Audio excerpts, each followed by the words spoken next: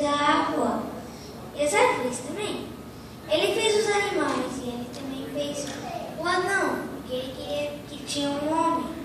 Então, quando ele fez o Adão, e ele soprou no nariz dele, e depois ele ficou de verdade, né?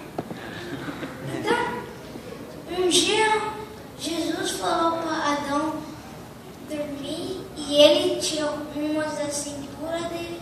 Não.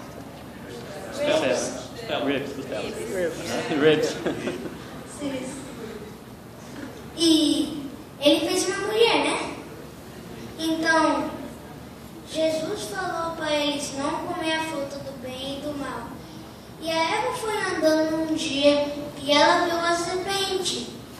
Então, a serpente não queria que ela ficava sabendo tudo, que igual Jesus fica sabendo tudo e ele é bem esperto. Então, ela acreditou na serpente. Aí depois ela foi e comeu a fruta do bem e do mal. Quando ela comeu a fruta do bem e do mal, ela foi trazer o Adão. E o Adão comeu. Jesus ficou bem triste, porque eles comeram a fruta do bem e do mal. Então Jesus falou para eles sair do jardim. Que triste é isso. Mas tem uma coisa que é bem boa. Jesus pegou o lugar deles para eles não morrer, mas ele morreu para salvar a gente.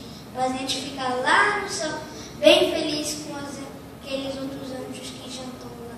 E eles vão ter muito fã com Jesus lá no céu. E não se preocupa, Jesus sempre vai ficar no seu lado. E se você não está conseguindo fazer uma coisa boa lá na escola, só ora para Jesus e ele vai te ajudar. E também muitas coisas você vai conseguir fazer com Jesus. Amém. Amém. Já tem até uma